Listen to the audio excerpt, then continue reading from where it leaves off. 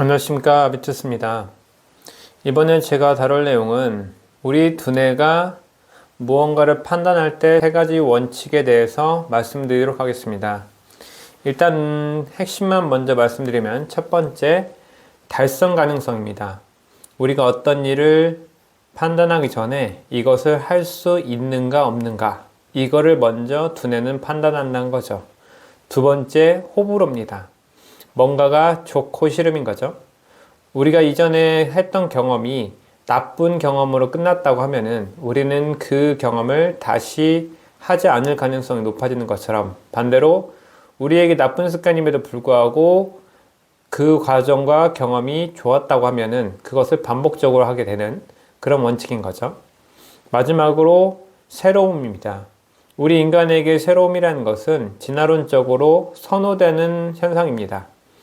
새로운 동물을 만나거나 새로운 과일과 채소를 발견하는 수렵 채집 방식의 우리의 원시시대의 사고방식이 지금까지 물려져 오는 것이죠. 그래서 우리 인간은 기본적으로 새로움을 좋아하고, 새로움과 관련된 신경전달 물질인 도파민에 대해서 여러분들이 많이 들어보신 적이 있으실 겁니다. 그래서 이렇게 인간의 두뇌는 세 가지 원칙, 호불호, 새로움, 달성 가능성, 이 세 가지 원칙에 의해서 자연스럽게 뭔가를 판단하고 판단하지 않는 경향성이 있다는 겁니다. 만약에 그렇다면 여러분들이 이 원리를 알고서 어떻게 적용할 수 있는지를 한번 지켜보도록 하겠습니다.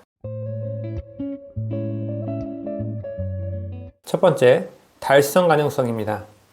내가 어떤 일이나 과제를 아니면 어떤 생각이나 판단을 할 때 내가 그것을 시도해서 이룰 수 있는가, 즉 성취감을 느낄 수 있는가와 관련된 것 역시도 우리 두뇌에 도파민이라는 호르몬이 관장을 하는데, 만약에 내가 해보지도 않은 경험을 지레짐작으로 이 과제가 너무 어려워서 하기 싫을 것 같은데 나한테 약간 위기감을 느끼거나 실패감을 줄 것 같은데 라고 생각을 한다면 우리는 그 과제와 도전을 하지 않게 되는 거죠. 그때 우리의 두뇌에서는 편도체라는 부분, 즉 위기와 위협을 감지하는 편도체 부분이 활성화돼서 우리는 경험하지 않았음에도 불구하고 이 경험을 하지 않을 가능성을 키우는 그러한 부정적인 반응을 일으키는 경우가 있겠죠.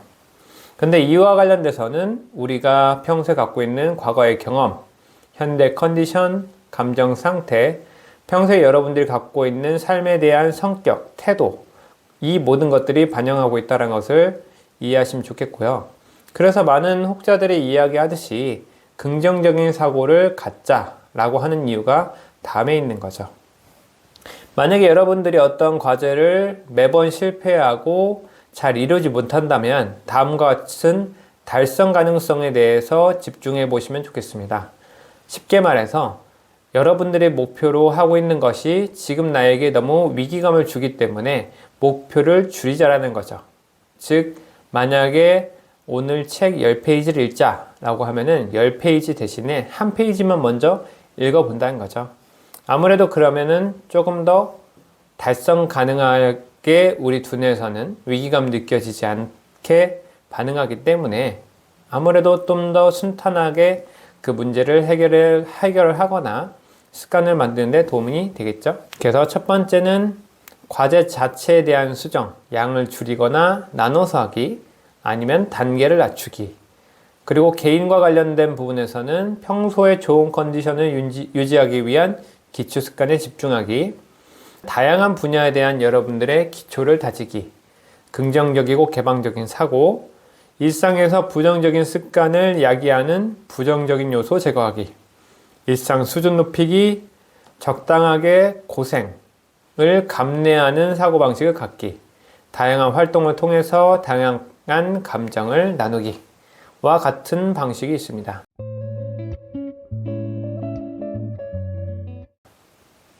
두 번째, 새로움입니다.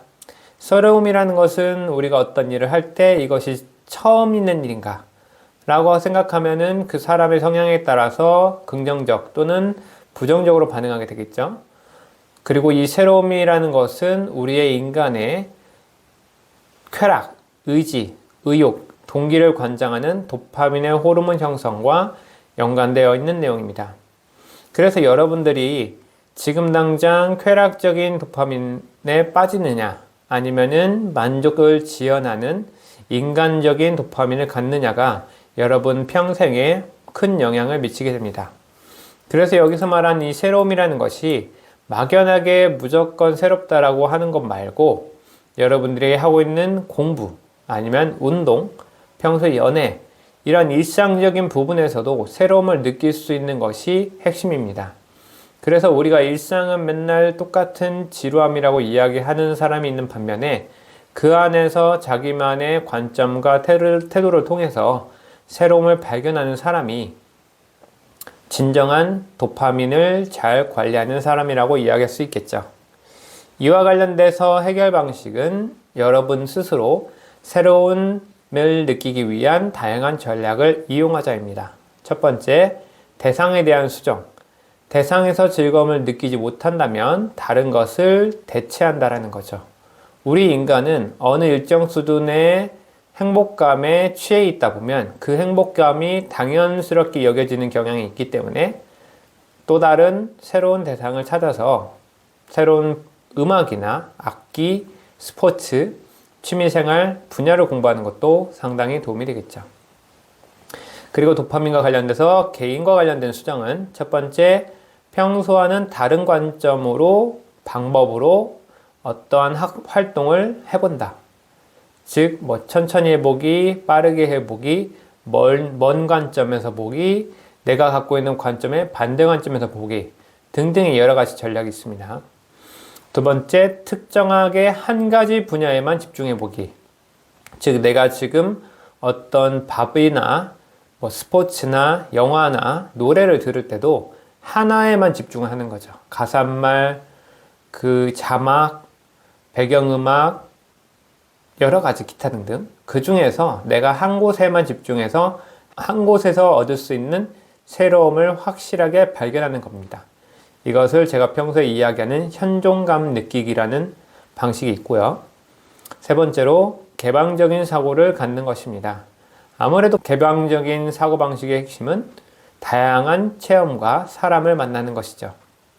마지막으로 여러분들이 갖고 있는 지식을 좀 더 보편적이고 넓고 다양하게 쌓는 방식입니다. 그래야지 여러분들이 매 상황에서 경험할 수 있는 것들에 대한 다양한 지식을 통해서 똑같은 사물을 보더라도 다양한 관점에 즐길 거리가 있고 분석할 수 있는 지식이 있는 것만으로도 여러분들의 삶은 좀 더 풍요로워질 거라고 생각합니다.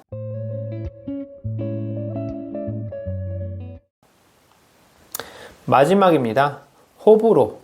좋고 싫음이죠. 아무래도 우리는 기본적으로 내 어떤 일을 좋아하는가, 싫어하는가에 대한 대단하게 주관적이고 상황적이라는 것을 우리가 잘 알 수 있습니다. 그런데 이 호불호라는 것 역시도 도파민과 마찬가지로 감정의 중추인 변형계에서 관장하기 때문에 우리의 과거의 기억, 경험, 감정에 의해서 이미 결정되어 있거나 아직 해보지 않았지만 선입견에 의해서 결정되는 경우가 많습니다.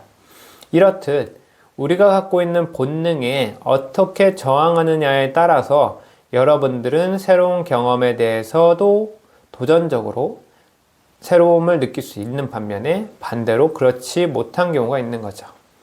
아무래도 외동으로 태어난 아이들이 갖고 있는 선입견이 더 많을 수밖에 없고요. 여러분들이 공부와 지식적인 부족 아니면은 다양한 활동에 대한 부족 역시도 이 호불호에 대한 여러분들의 생각이 조금 더 좁을 수밖에 없는 거죠. 앞에서 말씀드렸듯이 결국에는 경험의 부족이 우리의 호불호의 범위를 결정한다라고 이야기할 수 있습니다. 그래서 여기서도 마찬가지죠. 결국에는 많은 경험이 필요하다. 그래서 호불호에 대해서도 대상에 대한 수정은 본능적으로 오는 불편함이 올 때 여러분들이 그 불편함을 인정하는 것도 한편으로 좋은 방법입니다. 그리고 나서 한편으로는 그 대상을 시도를 하고 도전을 해봤음에도 불구하고 더 이상 내가 호전될 기미가 안 보일 때는 어쩔 수 없이 멀리 하면 되겠지만 만약에 한 번, 두 번 시도를 해봤더니 그래도 좀 나아진다라는 느낌이 있다면 더 시도해 보는 게 좋겠죠. 그리고 개인과 관련된 수정은 첫 번째, 새로움에 대한 것을 변화의 기회로 인식하기. 두 번째, 자신의 감정과 기억을 체험을 통해서 재정의하기. 세 번째, 부정적인 측면이 가진 반대 요소에 대해서 생각해 볼 수 있는 잠깐의 시간 갖기. 네 번째, 다양한 경험으로 불확실성과 막연함, 걱정에서 벗어나기. 다섯 번째, 다양성에 대한 개방성을 유지하기. 마지막으로 가능한 기회를 통해서 밑바닥 경험을 많이 해보는 게 좋겠습니다. 이렇게 해서 우리 인간이 두뇌가 판단할 때 생각하는 세 가지 요소에 대해서 알아봤습니다. 감사합니다.